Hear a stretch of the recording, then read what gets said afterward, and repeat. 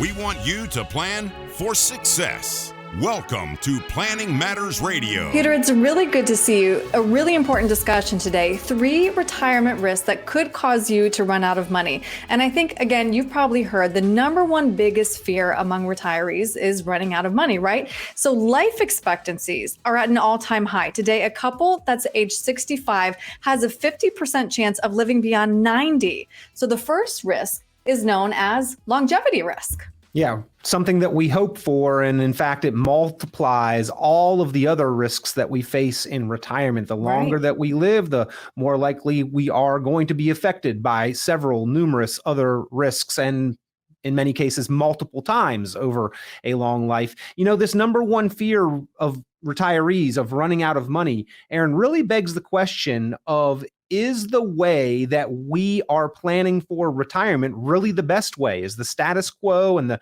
traditional way that we are taught to plan for retirement, if it were really so effective, would we see this as such a common fear and reality? It does happen, by the way, and it is a big shock to lifestyle in retirement. And yeah, those numbers of longevity, when we look at 50% of men are going to live to 85, 50% of women are going to live to 88. That's half.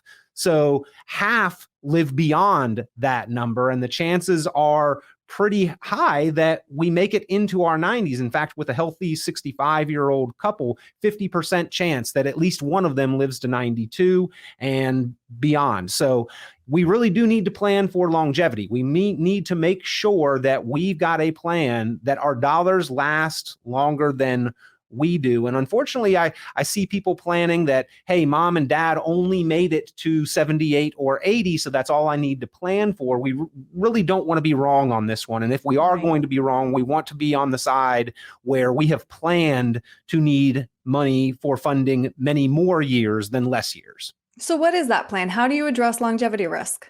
Well, that is part of our optimized retirement planning process, and it's really reverse engineering the retirement planning. We don't look at a lump sum or some arbitrary age of 62 or 65 as being a key indicator that we are truly financially prepared to enter into and face the years, the decades of retirement. We look at the need for income, the expenses, and how we are going to create that income. And we look at maximizing available sources of income. How can we get the most out of Social Security? I'm sure we'll talk about that in a second. How, if there are choices and decisions to face with pensions, how to maximize those, and then how to fill the rest of the income gap effectively utilizing our assets. And by doing so, and including several of the core risks and variables that can impact our retirement, we really get a more confident sense of, are we ready to retire, or maybe do we need to continue to work a little longer or change our investment strategy or do one of the things to help to address this fear, this reality of the potential of running out of money. Better to figure that out sooner rather than later. Absolutely. You brought up risk number 2, of course, changes to Social Security. We should all have a plan that doesn't rely on Social Security. It's very likely benefits will be reduced in the future. And I was really surprised to learn these stats. Among those who rely on Social Security, the benefit makes up 50% of their income. Yeah.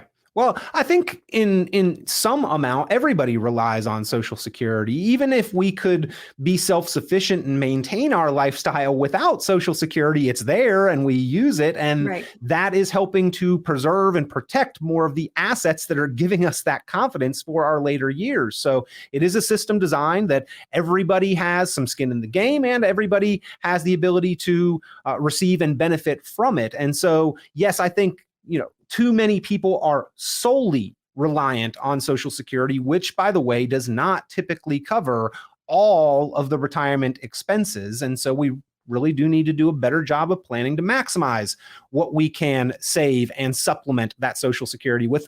And by the way, we also need to plan strategically to maximize and optimize Social Security itself. A lot of people don't really do a lot of due diligence on the choices and the options and when and how to claim and strategize with Social Security, and can potentially leave hundreds of thousands of dollars on the table. This is money that either comes from Social Social Security if you make a good decision, or comes from your assets if you don't, or that you just don't have in retirement if you really do it wrong. And so we need to do a better job of educating ourselves on the choices for timing of when and how to claim and collect, and the implications later in life, because this is a decision that we're making in our early to mid 60s very often that doesn't have its full implications into our 80s, or sometimes even beyond our own lifetime, with spouses who depend on that Social Security income. So we really need to do a better job with that. And Erin, when they say they're going to reduce benefits, I'm not sure exactly how that's going to look, because they won't go ahead and address it proactively. They like to kick that can down the road as much as possible. However, my inclination is that they will probably make a few changes that don't involve slashing the benefits of those who are reliant on Social Security. I think that they will probably make more of the Social Security benefit taxable. They've done that twice. 1983, 1993, they made different tiers based on your income of Social Security taxable. At some point in time, they'll probably make 100% of it taxable. They'll probably raise the full retirement age, as they have also done before. And at some point in time, I think that they either increase or remove the earnings cap on Social Security deductions. At a certain point in time, if you make enough money during the course of the year, you actually stop paying into Social Security. And I believe that they will probably remove that. And those three things could probably go a long way in fixing the Social Security shortfall that we face. Okay. Risk number 3 was kind of the headline of last year, this year as well. Inflation, of course. I just want to take a quick look at historical inflation rates, Peter. But basically, well, the core inflation numbers have been ticking downward for the past few months. We are still at historically high levels. And inflation simply means that you're going to have to use more of your retirement savings to maintain your quality of life. Well, inflation has been called the silent thief, and at least for the last couple of years, it has not been so silent. And I think that we will continue to hear an awful lot about inflation, and in particular, its impacts on retirement for years into the future. Because even at historically relatively stable and low inflation rates, retirees are more susceptible to the impacts of inflation. And by and large, Erin, unfortunately, I have done a poor job in planning for inflation. A lot of the retirement projections that I see from people coming into the office for reviews actually don't include much, if any, accounting for inflation, sort of an assumption that we're going to need the same income for decades and decades into the future. That's not the way that it is. Even at historically average, like 3% inflation rates, your need for income doubles about every 24 years. That's well within a retirement lifespan. And so we need to account for inflation. We need to have that specifically addressed in the planning process by having either increasing streams of income or additional streams of income that we can kick on into the future. And by the way, going back to number 2 with Social Security, Erin, Social Security has a cost of living adjustment, but by and large, it does a very poor job of actually addressing inflation, because you stated that it makes up about 50% of a lot of retirees' income. Well, let's say that I've got $4,000 a month of expenses and $2,000 a month in Social Security. If inflation and the cost of living are both 8%, which the cost of living doesn't usually keep up with inflation, but let's say it does, they're both 8%. That's half of my income that cost of living adjustment did not account for, that still went up. So we really need to understand how inflation works, and all the printing of money that we've done for the last 14 years, I think, is going to lead to continued higher than average inflation. We need to include that into our plans.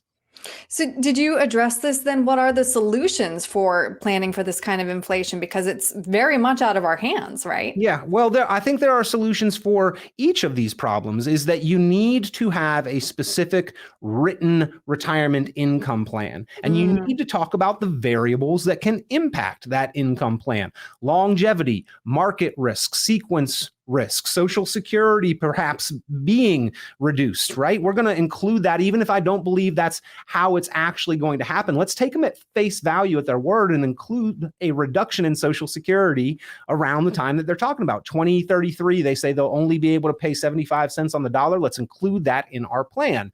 Let's include inflation on our expenses. And oh, by the way, let's also talk about taxes, one of your largest known expenses in retirement. You can absolutely make a significant impact by thinking of that proactively and paying some of those taxes while we are working. This generation retiring now, by and large, deferred and delayed paying their tax bill. Well, taxes have a window of opportunity that we could go ahead and pay them proactively. And by paying your taxes early, that's 15 to 20% more money, essentially. If you've got the same dollar value in your retirement accounts, but you've already paid your taxes, that's a lot more spendable income over retirement. So just a few of the things that we look at with the optimized retirement planning process, Erin. Right. What I'm hearing is the sooner you can start working this into your plan, the better. It is proactive, not reactive. Peter, if somebody wants to have that conversation with you, what's the best way to reach you? Give us a call, 919-300-5886, 919-300-5886, or you can go online, RichonPlanning.com. It looks like RichonPlanning.com, or you can email me, Peter@RichonPlanning.com. All right. Peter, thank you. Always a pleasure. This has been Planning Matters Radio.